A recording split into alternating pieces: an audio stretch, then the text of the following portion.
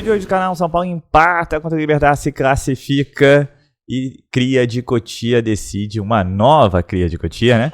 Além de Alan Franco podendo sair, então vamos perder tempo não, vambora para o vídeo. O Paulo está classificado, matematicamente classificado para a próxima fase da Libertadores, ainda não sabe se em primeiro ou em segundo, tem uma chance de terminar em primeiro e ter uma boa campanha. Baita chance. Uma baita chance de terminar em primeiro e terminar com uma boa campanha. Jogo, para variar, jogo no Morumbi esse ano nunca é normal. Então a expulsão do Alisson com 15 minutos, e aí o jogo vira outro jogo. Eu achei que foi bem no primeiro tempo, com um a menos. E depois, no segundo tempo, o garoto Luca, que entrou no final, salvou o São Paulo da derrota, fazendo 1-1. E o São Paulo está classificado. Quero saber o que vocês acharam, o que o Arnaldo achou. Eu só destaco que vocês podem reclamar de qualquer coisa desse time. Do Zubeldia, dos jogadores, de quem vocês quiserem. Da diretoria. Mas é inegável que este time é um time que tem muita alma. Muita alma. Não se entregou em momento nenhum e conseguiu arrancar o empate. Eu quero saber de vocês, quero saber do Arnaldo. Arnaldo, gostou, adorou, deu pro gasto, não gostou ou foi um tremendo lixo? Salve, Tirone, salve, galera. Deu pro gasto, era o mínimo, né? Empatar para manter a diferença e praticamente assegurar o primeiro lugar. Claro que o empate só seria justificável diante dessas circunstâncias que a gente viu. Expulsão desde o 15 e gol no final de um garoto que tirou da cartola o empate, né? São Paulo mantém esses 3 pontos de diferença para o Libertad. Agora precisa de mais um para garantir a liderança.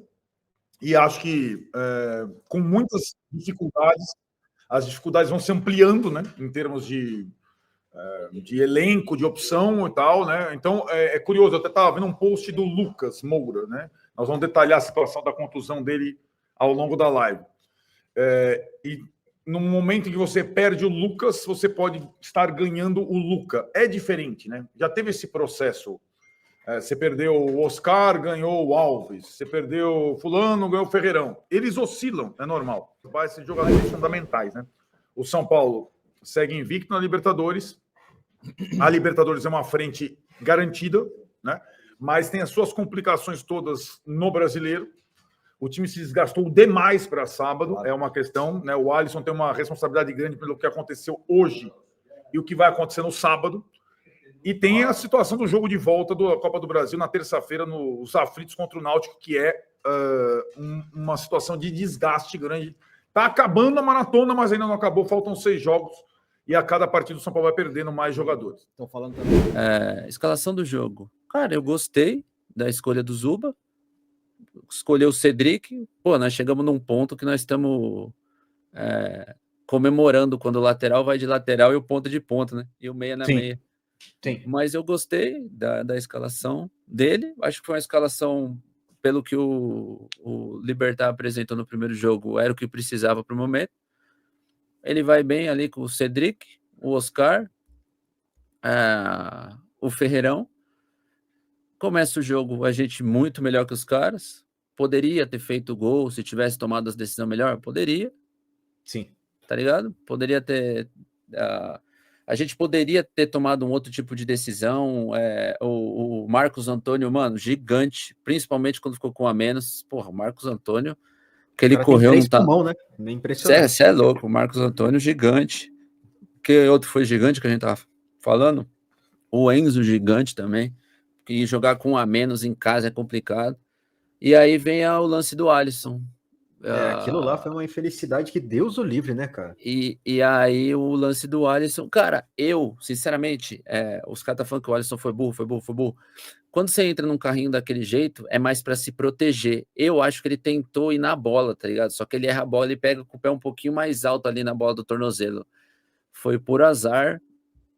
E aí não tem o que fazer, mano. Aí é caixa. Só que mesmo com a menos, cara, o time do Libertad é horroroso. Horroroso o time do Libertad. O Roque Santa Cruz tá parecendo eu depois da Páscoa, com 6 ovos na barriga, não tava conseguindo gerar. E, cara, e aí não dá. É horroroso. As substituições do Zuba, que eu vi uma galera reclamando no Twitter, os caras falando que, cara, eu entendi a substituição do Zuba. Eu não acho que ele foi mal, sinceramente, eu não acho que ele foi mal. Eu acho que ele coloca o Ferrarese no lugar do... Ferreirinha. Quer que eu fale Ele coloca aqui o Ferrarese no momento? lugar do Ferreirinha e o Maia no lugar do Oscar. Perfeito. Aí ele tenta colocar o Ferrarese e o Cedric para manter ali um padrão tático bem feitinho.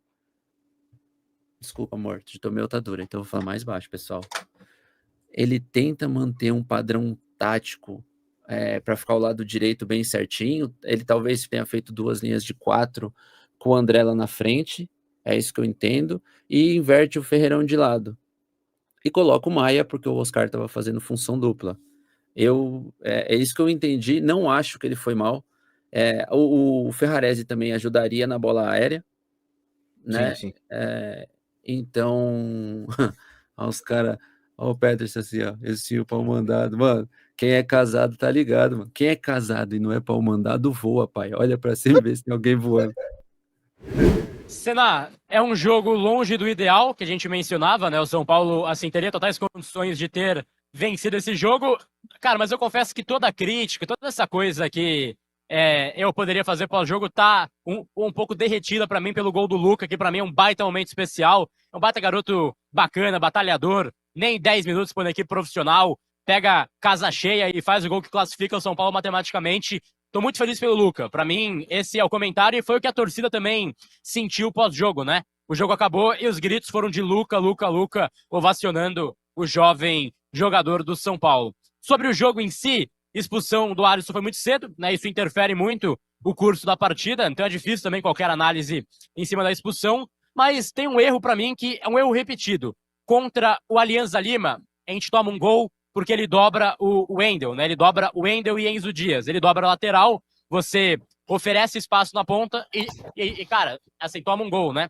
E hoje, ele dobra o Cedric com o Ferrarese e sai um gol nessa ala após um erro do Cedric, né? Cedric, pra mim, ficou muito tempo no jogo, isso não é culpa dele. Ele é um cara que fez um erro individual, e aí, obviamente, vai cair nas costas do próprio jogador, mas ele ficou mais tempo do que deveria em campo.